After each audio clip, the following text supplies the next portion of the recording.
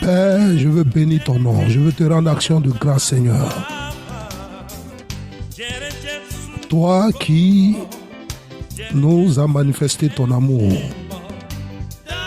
Toi qui as accepté de porter nos péchés et d'aller à cette croix-là. Afin que quiconque croit en ta parole ne périsse point, mais ait la vie éternelle. Je veux bénir ton Saint-Nom, je veux te rendre action de grâce et élever ton Saint-Nom ce jour. Père, je te recommande ce moment-là, que ta parole, qui est la vérité, soit dite pour la vie de tous ceux-là que toi-même tu as permis qu'ils m'écoutent en ce jour. Que la louange, que la magnificence te revienne. Toi qui es le chemin, la vérité et la vie. Amen. Bien-aimés, je vous salue dans le précieux nom de Jésus-Christ de Nazareth, qui vous a aimé jusqu'à ne haïr sa vie pour vous. Il est celui-là qui a payé de son sang. Oui, afin que vous entendiez ces paroles de grâce, de repentance, de renoncement et de mort en soi-même. C'est pourquoi, bien-aimé, là où tu es, je t'invite à élever la voix et à lui rendre action de grâce. Oui. En ce matin, bénis le Dieu d'Israël, Jéhovah Sabaoth. Bénis celui-là qui est l'admirable conseiller, l'homme de Galilée. Bien-aimé, élève la voix et prie. Rends grâce pour ta nation. Dis-lui merci pour tout ce qu'il a accompli dans la vie de ceux-là qui sont en lui, dans ta famille, dans la nation où tu vis. Oui, Père, tu es digne d'être adoré. Tu es digne de recevoir toute la louange. Bien-aimé, sois dans une joie harmonieuse et prie. Rends grâce.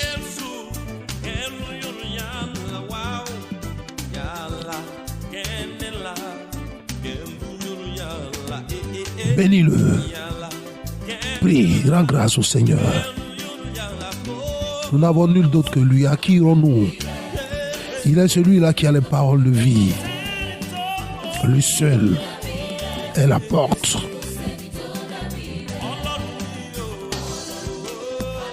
Il est le Fils de Dieu. S'il vous a franchi, vous êtes réellement libre. Rends grâce là où tu es. Ne regarde pas à ce que tu vis. Ne regarde pas à la montagne qui s'est dressée au-devant de toi. Ne regarde pas à ces forces-là qui t'empêchent d'adorer, de prier, de jeûner, de vivre la piété comme tu le veux. Rends-lui action de grâce, car il sait ce dont tu as besoin. Prie. Ne regarde pas, ne te fie pas au diagnostic qui t'a été communiqué par la médecine. Il est le médecin par excellence. Il est celui-là qui guérit et qui n'a pas de feu secondaire.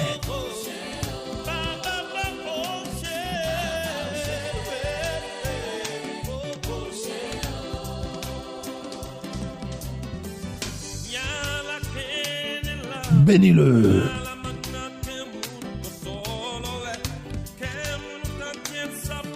Réaction de grâce à la rose de Saron, qui est le soleil levant du matin.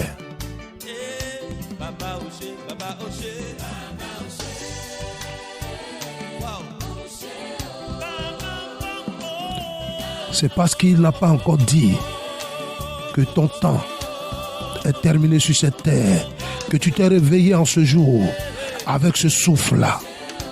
Rends-lui action de grâce. Ce n'est ni ta force, ni ton orgueil, ni le matériel et les biens que tu possèdes, mais c'est par sa grâce.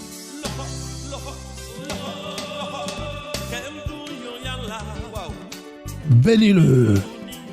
Réaction de grâce. Hosanna est son nom. Il est ressuscité d'entre les morts. Jésus-Christ de Nazareth. Donc la mort n'a pas pu retenir. Prie. Réaction de grâce.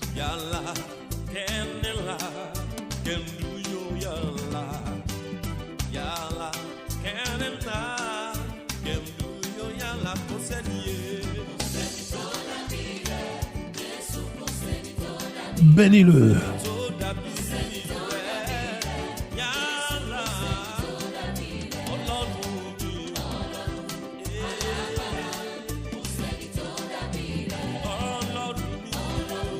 Oui, il est celui-là qui n'a pas exigé de garantie pour te secourir. Il a manifesté son amour pour toi, comme il a fait pour Paul, comme il a fait pour Simon-Pierre. Jésus ne regarde pas à ce que tu es, à ce que tu fais dans le secret, mais il te tend une main d'amour. Regarde cette main-là et saisis-la.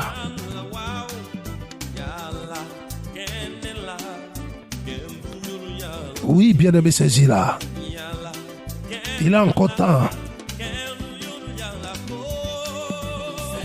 Nous sommes au temps où la faveur est encore autour de toi, t'environne. Mais quand viendra le jugement, cette faveur-là ne te sera plus accordée. C'est pourquoi bénis-le. Rends-lui action de grâce de ce que tu as encore vivant. Tu as la possibilité de renoncer à tout pour Jésus-Christ de Nazareth, de te repentir sincèrement et en vérité.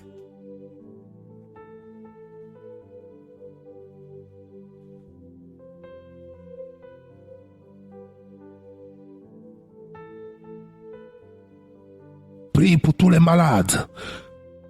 Réaction de grâce pour la vie. Réaction de grâce pour la vie des prisonniers en esprit, les prisonniers spirituels et même physiques. Élève son saint trône.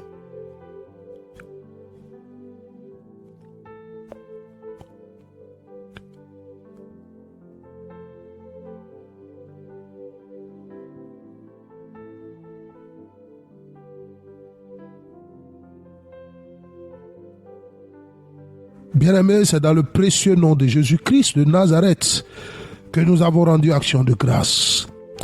Oui, bien-aimé, tu vas toujours élever la voix dans ce même esprit de louange et d'adoration, de reconnaissance, et lui recommander toutes choses.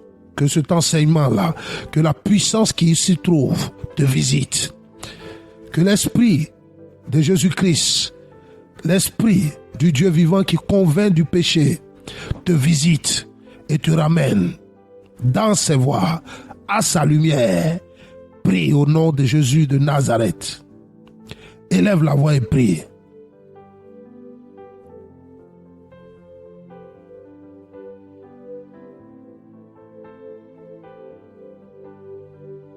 Oui, recommande-lui ce moment-là.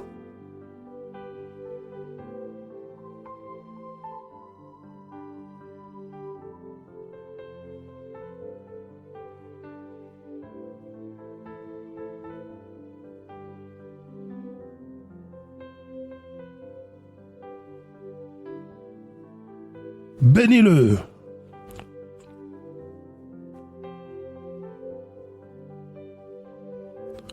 Dis Seigneur, je te bénis de ce que tu permets qu'en ce jour, je puisse écouter ce message-là. Je te recommande toutes choses. Fasse que cet enseignement-là soit une panacée pour tous mes maux spirituels, pour la gloire de ton Saint-Nom. Prie.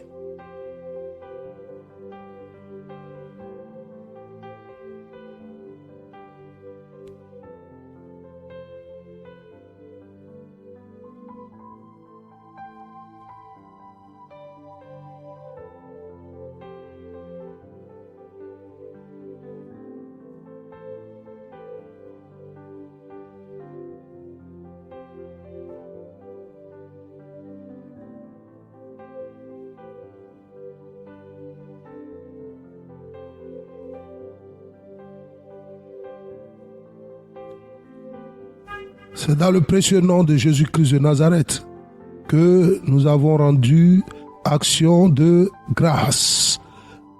Amen.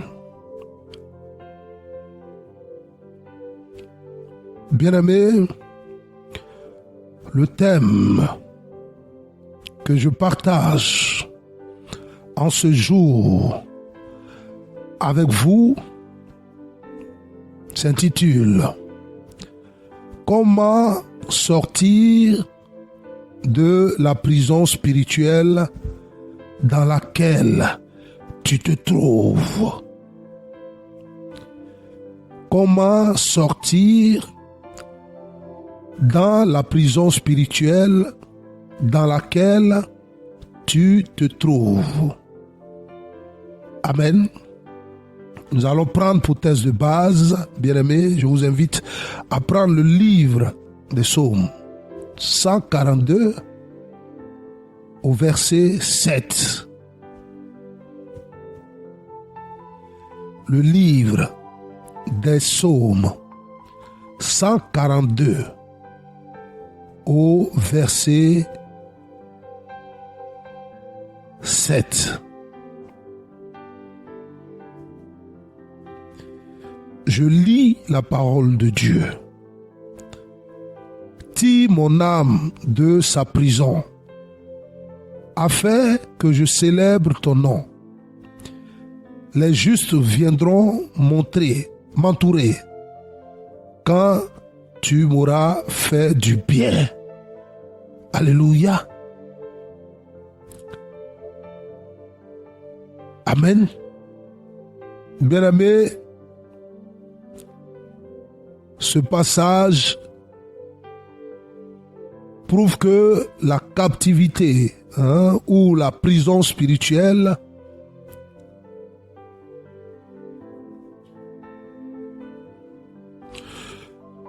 n'est pas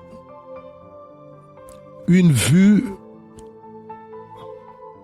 de l'esprit, ni un mythe que nous pouvons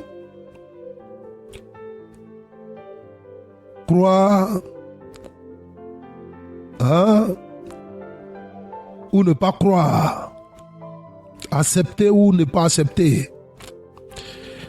Il existe de nos jours beaucoup de prisons où sont enfermés des milliers et des milliers d'âmes gémissant sous l'emprise démoniaque du diable. Il y a ceux qui, par hallucination ou par ignorance, croient dur comme fer qu'ils sont libres. Ou s'ils sont liés, s'ils sentent qu'ils ont des liens dans la vie, qu'il est facile d'en sortir. Amen. Et qu'ils peuvent à tout moment briser les chaînes, ouvrir les portes de ces prisons-là et sortir. D'aucuns invoquent le feu en un point fini. D'aucuns utilisent l'épée du Saint-Esprit. Mais toutes ces choses-là sont épouvantables. Et c'est des illusions. C'est de l'arrogance. Amen. Mais un enfant de Dieu qui se rend compte de son état d'emprisonnement, comme David, lève les yeux vers le Père, lève les yeux vers celui-là qui l'a appelé. Il n'a pas honte de confesser son esclavage. Son âme soupire et gémit après son Créateur. Il crie au Dieu vivant qui seul peut mettre son âme en liberté et peut racheter sa vie de la destruction.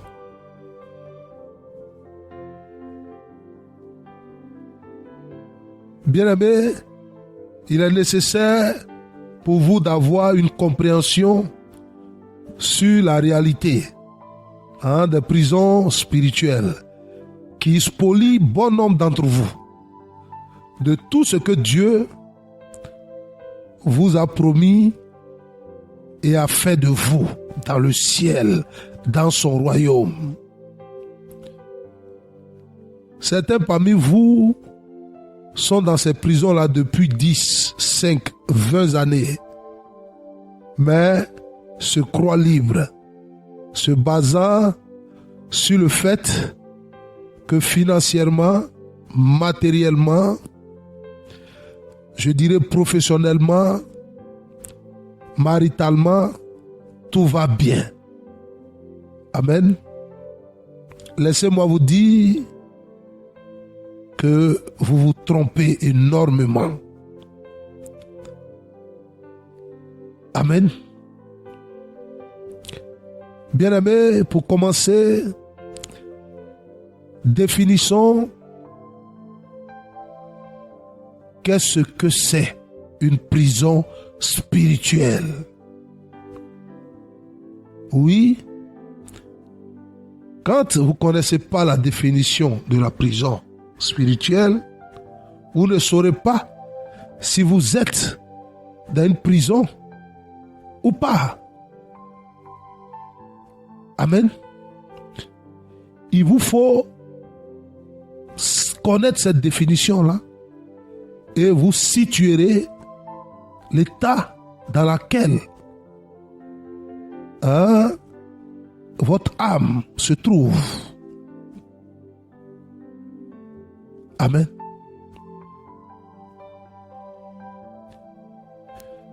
Bien-aimés, vous convenez avec moi que le psaume qu'on vient de lire est un psaume, une prière de David. Et vous convenez avec moi que David n'a jamais été dans une prison physique. Puisque David était l'un des hommes les plus forts jamais enregistrés dans la bataille en Israël. Mais ici, David fait allusion à la prison des ténèbres, à la prison satanique. Hein?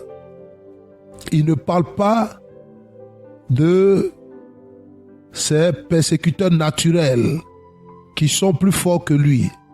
Non, il parle ici des anges déchus, des démons qui l'environnent, hein, dans la dimension spirituelle bien sûr, qui l'affligent, l'accusent, le ridiculisent, hein, qui le maudissent, hein, qui l'ont en fait emprisonné dans ces choses-là. Et donc c'est l'absence de lumière pour le guider, hein, parce qu'il n'est pas à mesure de pouvoir marcher dans cette lumière-là. Il ne se retrouvait pas avec le Seigneur, qu'il invoque le Seigneur pour que le Seigneur vienne sortir son âme de là. Vous, quand votre corps va bien, vous avez de quoi vous vêtir. Vous avez un emploi qui vous sied. Vous avez tout qui roule. Pour vous, votre âme est libre. Bien-aimé, c'est archi faux. Et si tu suis les 3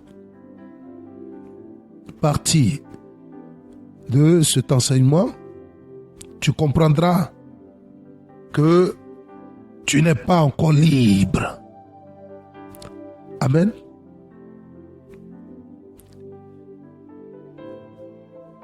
Et voici pourquoi l'apôtre Paul nous dit dans le livre d'Éphésiens, hein, je vous invite à prendre le livre d'Éphésiens 6 au verset 12. Je lis la parole de Dieu. Non, ce n'est pas contre des êtres humains que nous devons lutter, mais c'est contre des forces très puissantes. Amen. Soulignez cela, très puissantes. Ces forces-là sont très puissantes, qui ont l'autorité, qui ont autorité et pouvoir.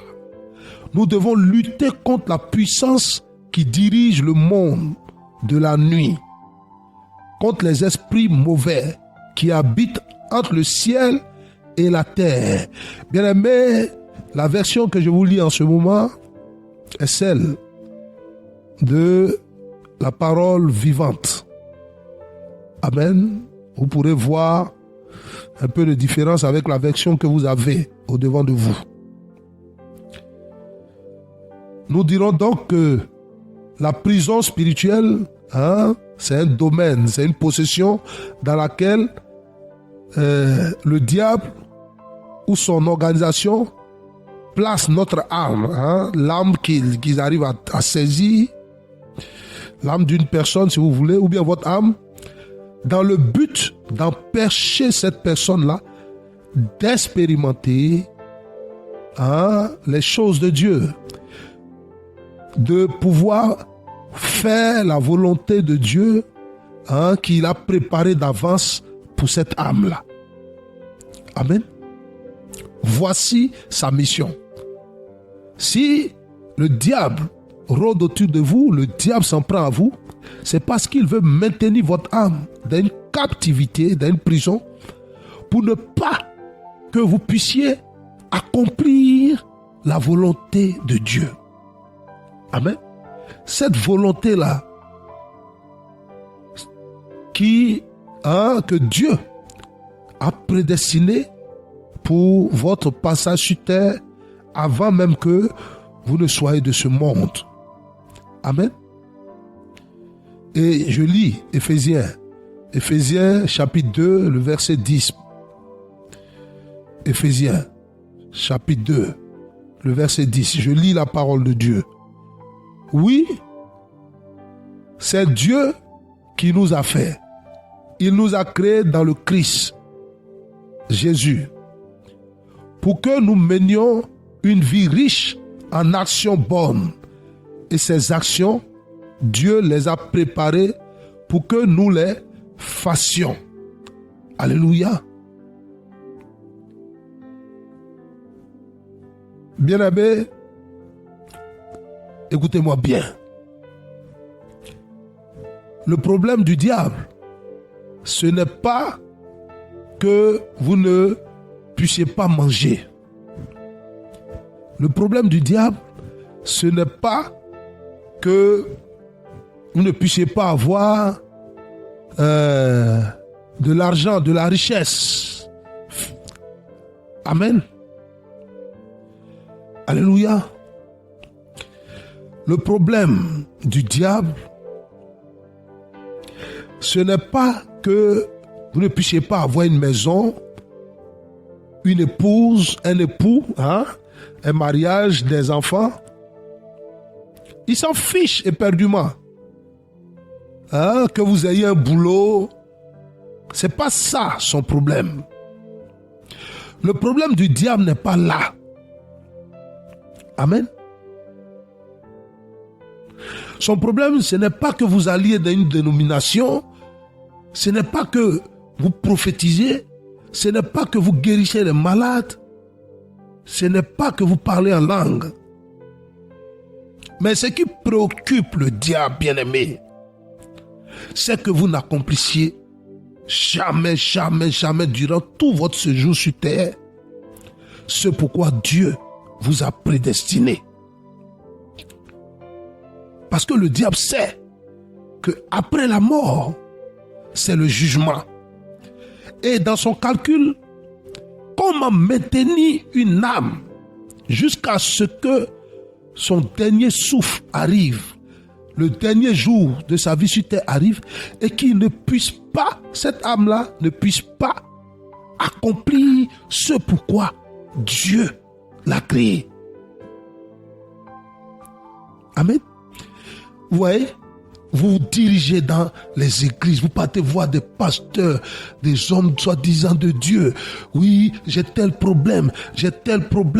Et 2 jours après, vous vous rendez compte que, voilà, ce problème-là a été résolu. Vous avez l'impression que c'est Dieu, que c'est Jésus-Christ, qui est mort, ressuscité, que Israël a rejeté là, qui a fait ça pour vous. C'est archi faux, bien-aimé. Laissez-moi vous dire. Le diable peut permettre que vous ayez toute la fortune de ce monde-là. Seulement pour vous tenir loin du chemin qui mène à l'éternité. Il peut vous offrir un mariage somptueux, tout juste, pour vous tenir loin de ce à quoi Dieu vous a appelé. La Bible dit que chacun marche selon l'appel qu'il a reçu de Dieu. La Bible ne dit pas que chacun marche selon le mariage qu'il a reçu de Dieu, la richesse qu'il a reçue de Dieu, les maisons qu'il a reçues de Dieu, la profession qu'il a reçue. Non, la Bible dit que chacun marche selon l'appel qu'il a reçu de Dieu. Amen. Et donc, voici la subtilité du diable. Et sachez que la prison spirituelle n'a pas de mur. Il n'y a pas de mur. Mais vous êtes en prison, à ciel ouvert. Amen. Comme les pays d'Europe en ce moment, la France et que sais-je encore, ces peuples-là sont emprisonnés. Sans qu'ils ne le sachent, ils sont dans une prison. Sans qu'ils ne le sachent. Mais il n'y a pas de mur. Amen. Et donc Satan, il n'en a rien à foutre, excusez-moi, que vous ayez un boulot, que vous ayez un mariage somptueux, que vous ayez des enfants. Non, ce n'est pas ce qui compte le jour du jugement dernier. Et Satan le sait. Il sait que ce n'est pas ce qui compte. Lui, son problème, il veut se saisir de ceux-là qui vont pouvoir échapper. Mais ceux qui sont déjà avec lui, parce qu'ils recherchent les mêmes choses, la convoitise des yeux, l'orgueil de leur vie, mais le diable, il s'en fout. Amen. Et pour vous faire croire qu'il vous combat, il y a une certaine souffrance qui vous anime. Et vous pensez que, oui, c'est le diable qui vous combat. C'est faux, c'est archi faux. C'est une souffrance que lui-même, il crée comme ça, pour vous faire croire que oui, vous êtes dans le chemin de Dieu, mais lui et le diable, il est en train de vous faire souffrir. Oh, c'est archi faux. Vous êtes son coéquipier. Vous êtes ses enfants. Vous marchez avec lui. Alléluia. C'est pourquoi, bien aimé, vous n'êtes pas encore arrivé.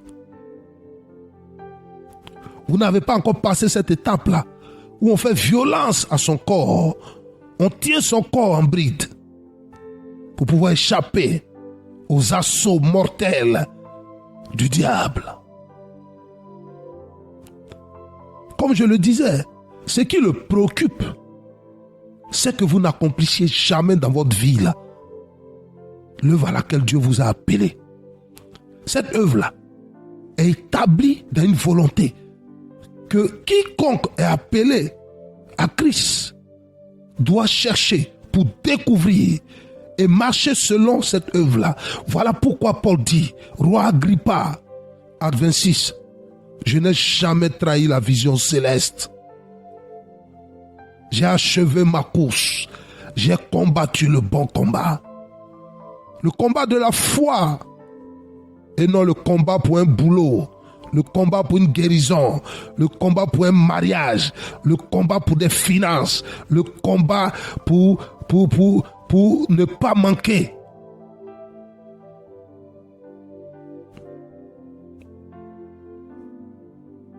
Amen.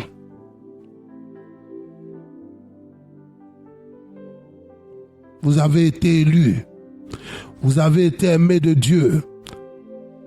Mais vous avez décidé d'applaudir, de célébrer les œuvres du diable.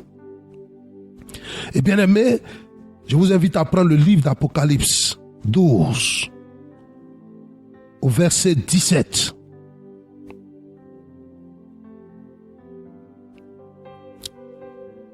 Apocalypse 12 au verset 17. Regardez ce qui préoccupe le diable.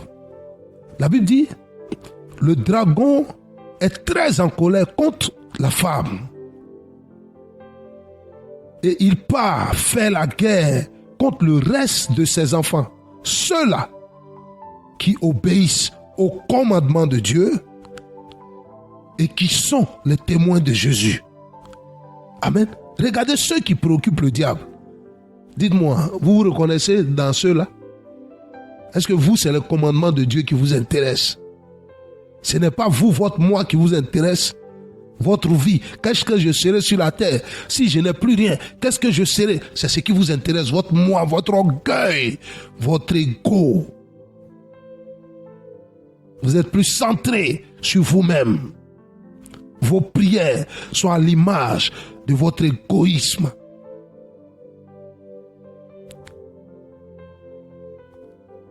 Vous cherchez un nom, une notoriété sur cette terre-là.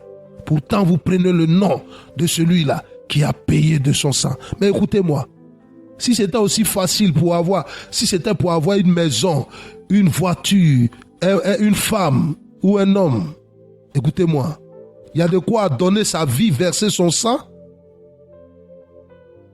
Oh God, what is wrong?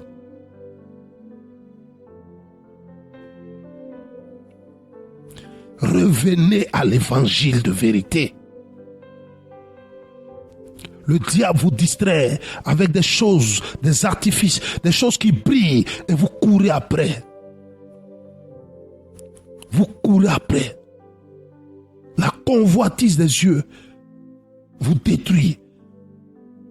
La convoitise de vos yeux vous ont enfermé dans des prisons spirituelles. L'orgueil de la vie vous enfermez dans des prisons spirituelles. Votre colère vous enfermez dans une prison spirituelle. votre cupidité, votre manque de reconnaissance, votre médisance, vos calomnies.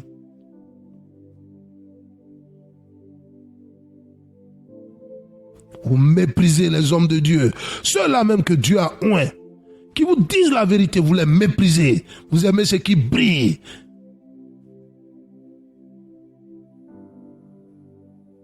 Le temps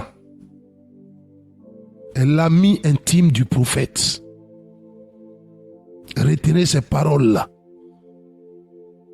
Changez vos cœurs.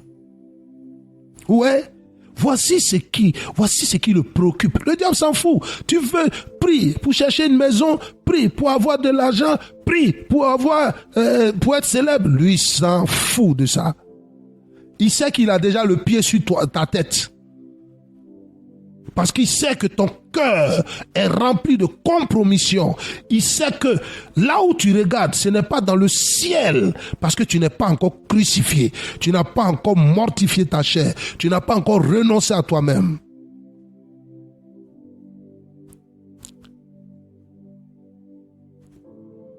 Et c'est le monde et les choses qui montent du monde qui sont ton espérance et non le ciel. Vous avez vu? Le dragon, il est en colère. Pourquoi? Il cherche ceux qui obéissent au commandement de Dieu et qui sont témoins de Jésus. Toi, tu obéis à quel commandement? Tu n'obéis pas à Dieu. Tu ne fais rien pour lui. Malgré tous les songes, tous les messages qu'il t'a donnés dans les songes. Il t'a parlé dans ton esprit. Il t'a demandé de marcher. Il t'a demandé de faire ceci. Tu as toujours refusé. Parce que pour toi, tu as honte de ce Jésus-là. Qu'est-ce qu'on dira? Qu'est-ce que mon mari va dire? Qu'est-ce que ma femme va dire? Qu'est-ce que les gens vont dire?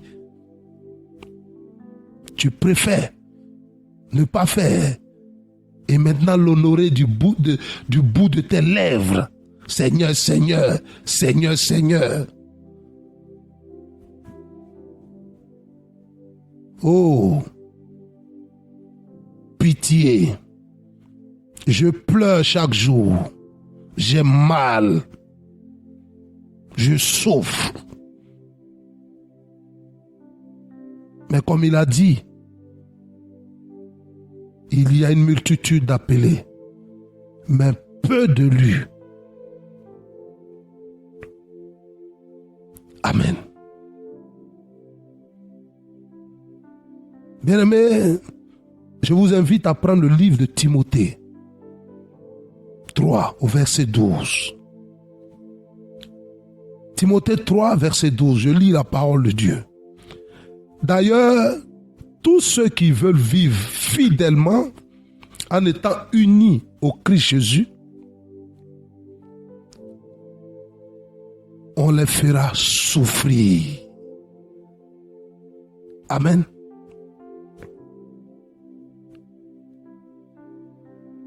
Je préfère souffrir dans la vérité que je vous dis. Méprisez-moi.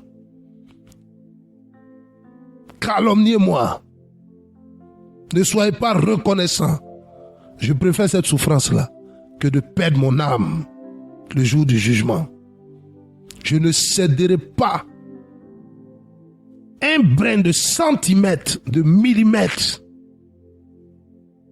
de mon amour pour Jésus-Christ, de ma fidélité, ma loyauté pour celui qui m'a appelé à son agréable lumière.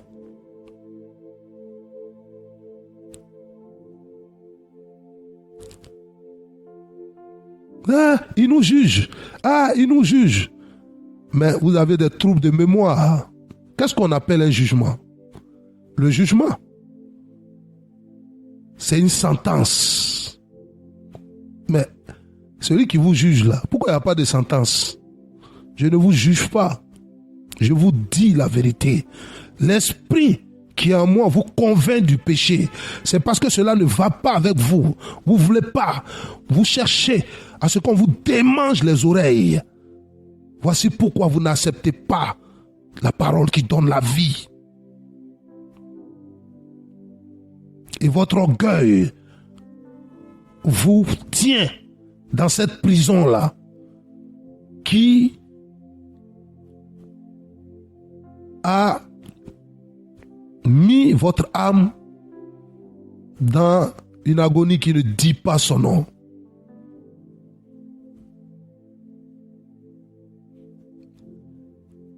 Amen. Donc ceux qui veulent être pieux, c'est ceux-là que Satan combat.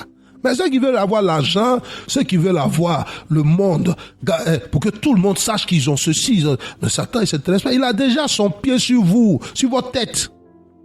Il s'en fout de vous là. Vous convoitez. Comment une personne peut prier et sa prière remplie de convoitise.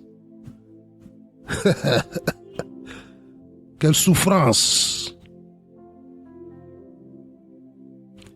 Amen. Bien-aimés, je vous invite à prendre le livre de 2 Corinthiens 4, chapitre 4, le verset 4. On va encore lire.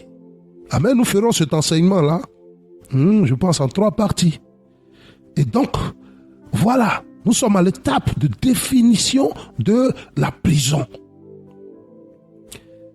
Je lis la parole de Dieu. Pour les incrédules, dont le Dieu de ce siècle a aveuglé l'intelligence, afin qu'ils ne vissent pas briller la splendeur de l'évangile de la gloire de Christ, qui est l'image de Dieu. Alléluia. Ouais, voici ce qui intéresse Satan. Voici, là où il ne joue pas. Voici ce qui lui, il œuvre pour aveugler ceux-là qui veulent garder les commandements. Il a plombé ta vie avec une telle paresse. Toute foi qui se révèle à toi, tu remets à demain. Et après, tu balances. Après, tu recherches encore une autre révélation. Il te demande de faire ceci. Tu prends ton cœur joyeux. Quelques minutes après, la joie là descend et tu prends la parole là, tu la déposes sous ton matelas ou sous ton lit là-bas, ou bien tu la jettes depuis le 4e étage et tu reprends tes habitudes. Bien-aimé, tu n'es pas éternel. Tu quitteras cette terre, mais avec quel témoignage?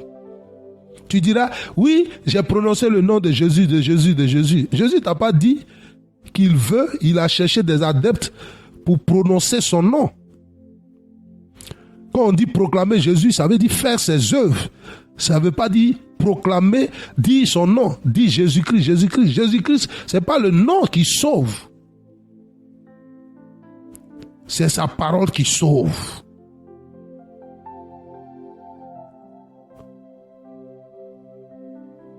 Amen.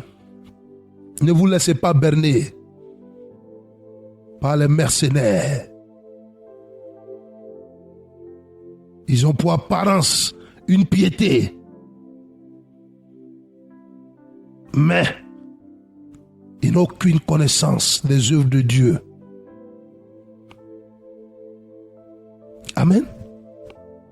Et donc voici une personne qui est en train de prier pour que Dieu lui donne l'argent, pour que Dieu lui donne une femme, Dieu lui donne un mari, des enfants. Mais Satan, lui n'a pas affaire à ces gens-là. Il ne combat pas ces gens-là. La Bible dit, il est puissant. Satan est puissant.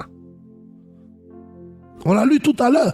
Satan est puissant. Donc il n'est pas dans ces choses-là. Au contraire, quand il voit que tu pries pour les choses de ta chair, tes désirs, tes charnels, comment on appelle, tes envies. Dès qu'il voit ça, il dit, bon, toi, attends, je mets mon pied sur ta tête. Je fais de ta tête mon marche-pied. Voici comment vous vous êtes rendu prisonnier du diable. Et que vous séjournez dans ces prisons-là. La paresse est une prison satanique. Le manque de reconnaissance est une prison satanique. L'angoisse est une prison satanique. L'orgueil est une prison satanique.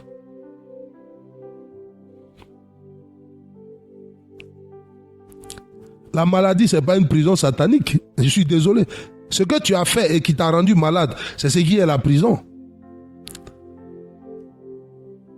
C'est en prison là-bas que tu as eu la maladie. Ce n'est pas la maladie qui t'envoie en prison, mais tu as trouvé la maladie en prison là-bas. Qu'est-ce qui t'a envoyé en prison là-bas? Qu'est-ce qui t'a envoyé dans cette prison satanique-là? C'est tes œuvres que tu as pratiquées.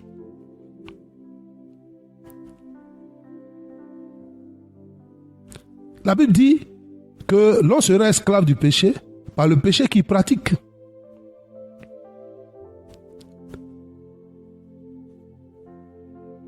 Amen.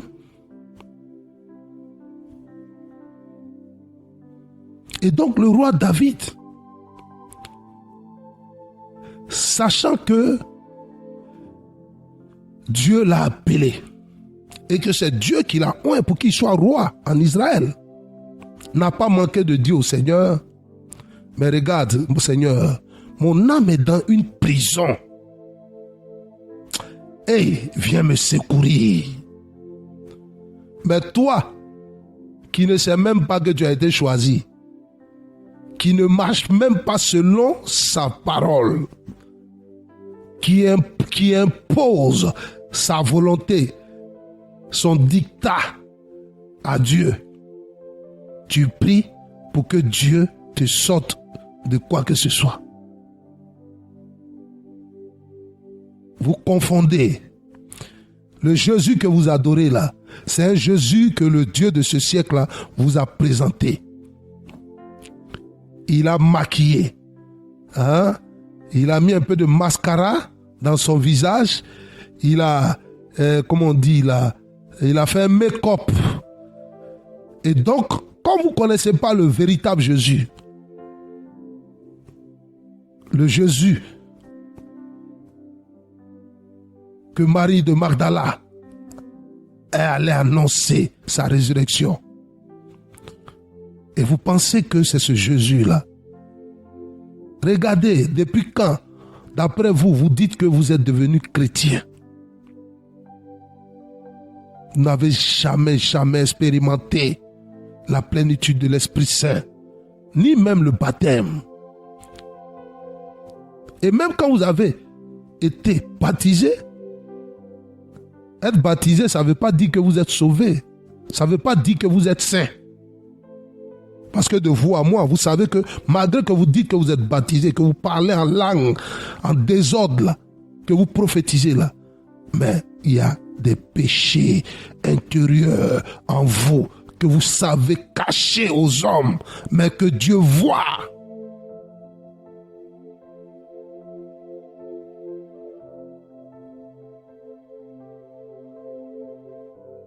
Amen. Bien-aimé,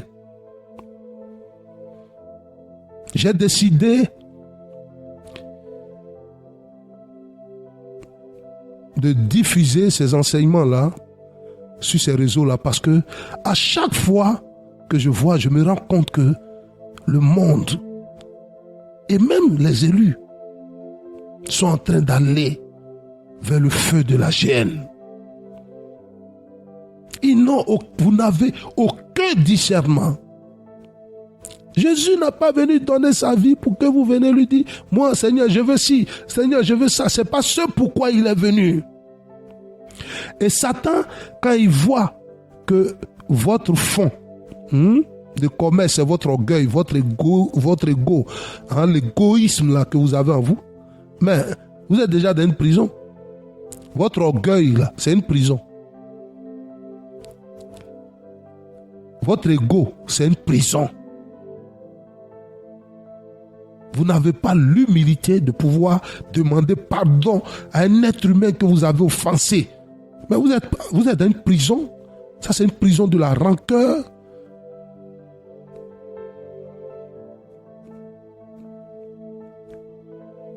Et dans cette prison-là, le diable maintenant vous confère des pouvoirs maléfiques. Et vous faites du mal aux autres avec.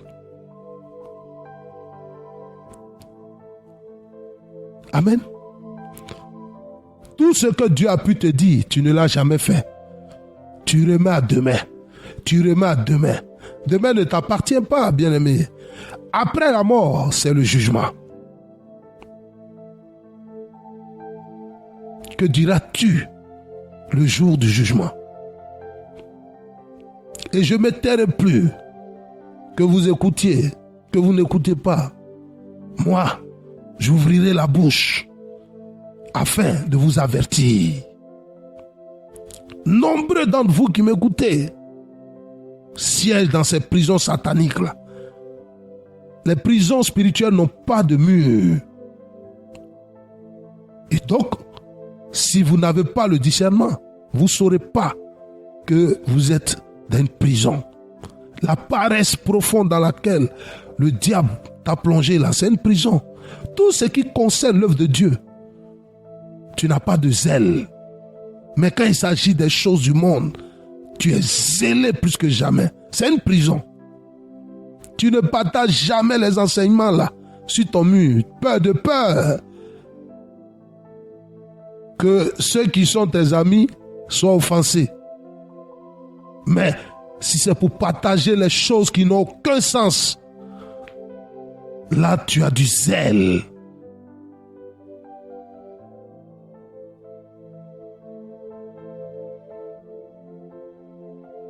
Ah, n'oubliez pas qu'il y a un jugement dernier. Ce n'est pas parce que tu parles la langue que tu n'es pas dans une prison. C'est archi faux.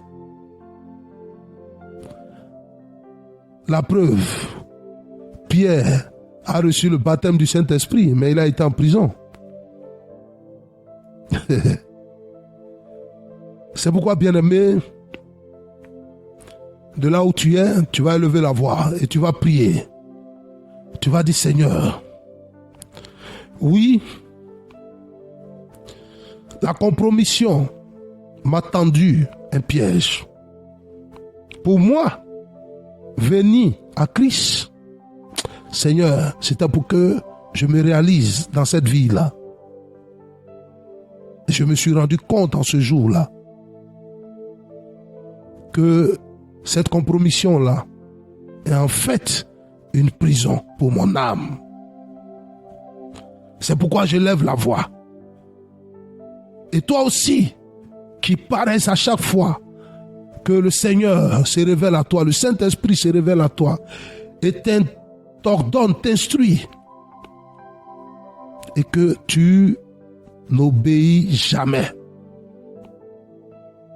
Tu vas élever la voix et tu vas dire, Seigneur, sauve mon âme de cette prison de paresse. Toi aussi, qui as la colère qui ne dit pas son nom, élève aussi la voix. Toi qui fais de ton orgueil une parure, élève aussi la voix. Bien-aimés, prions dans le précieux nom de Jésus-Christ de Nazareth.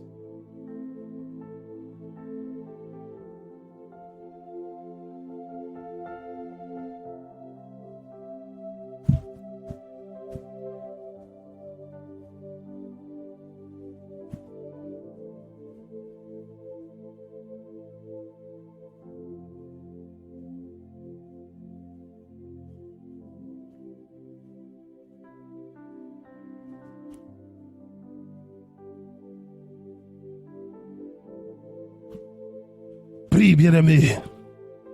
Je ne te demande pas d'invoquer le feu. Je ne te demande pas d'utiliser l'épée du Saint-Esprit. Mais d'abord, reconnais, Seigneur, je suis détenu dans cette prison-là, cette prison spirituelle-là, parce que je n'ai jamais cru en ton évangile. Ton évangile qui libère, qui affranchit. L'évangile auquel j'ai cru, c'est cet évangile-là qui pouvait me donner un mari, qui pouvait me donner une femme, qui pouvait me donner la paix de ce monde, un rang social. L'évangile bonbon chocolat. Prie, bien-aimé.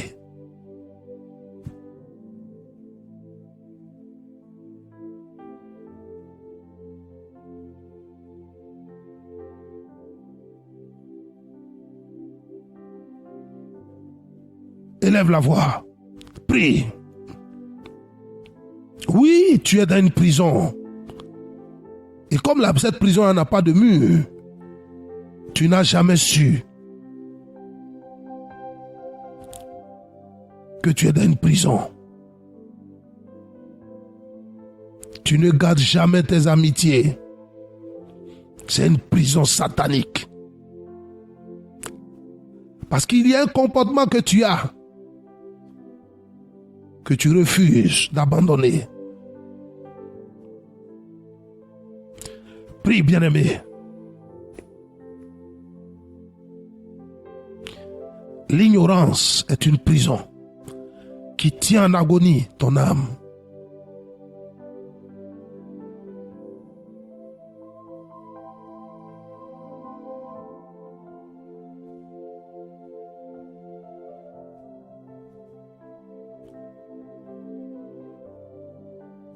Prie, oui Seigneur. J'ai toujours pensé, depuis que tu m'as appelé au ministère, que ma récompense, c'était des billets de banque. Voici ce que j'ai toujours vu. Oui Seigneur, je reconnais que c'est par là que le diable m'a saisi dans cette prison-là. Cette prison de compromission.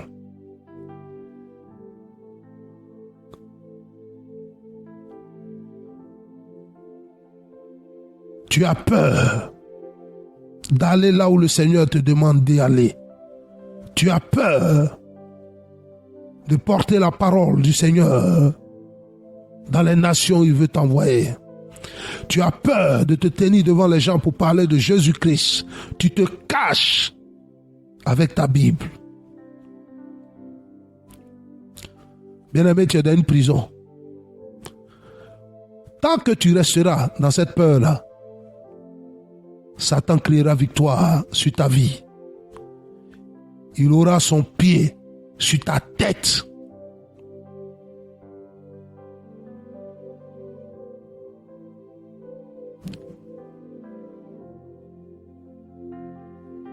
Prie, bien-aimé.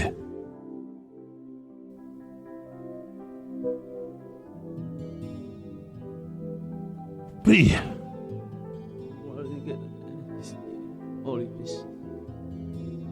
Oh mon Dieu, que tu es bon.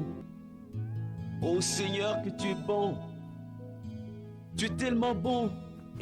Bien-aimé, Un seul de tes enfants s'égare. nous continuerons Tu déploies ce thème dans la diffusion prochaine.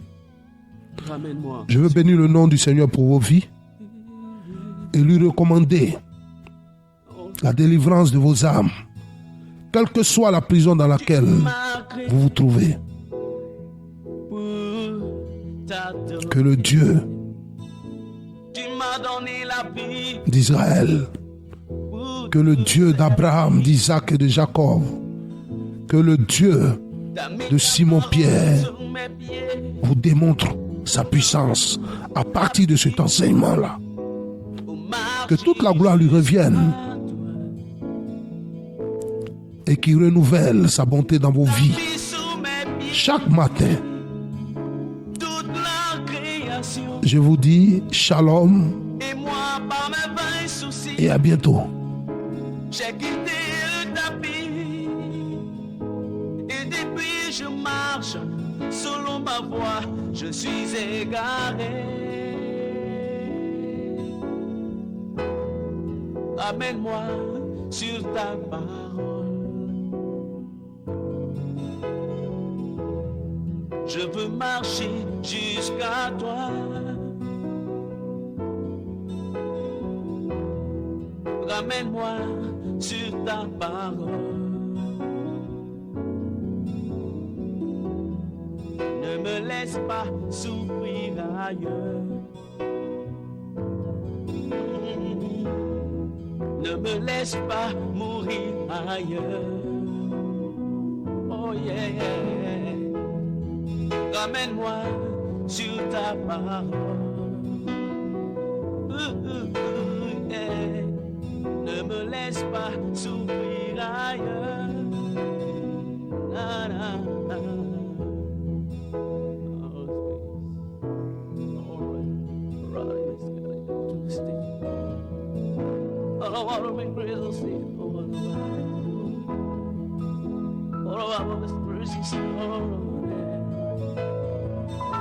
Tu m'as créé pour te chanter. Tu m'as donné la vie pour te servir. Tu as mis ta parole sous mes pieds comme un tapis pour marcher jusqu'à toi. Tu as mis sous mes pieds toute la création. Et moi, pas mes vains soucis, j'ai quitté le tapis. Et depuis je marche selon ma voie, je suis égaré. Ramène-moi sur ta parole. Je veux marcher jusqu'à toi. Yeah. Ramène-moi sur ta parole. Ne me laisse pas mourir ailleurs. Ramène-moi sur ta voie. Je veux marcher jusqu'à toi, Seigneur. Yeah. Je veux marcher jusqu'à ton Saint-Trône. Ramène-moi sur ta voie. Ramène-moi sur ta parole. Ne me laisse pas souffrir ailleurs. Mon Dieu, ramène-moi sur ta voie, Seigneur.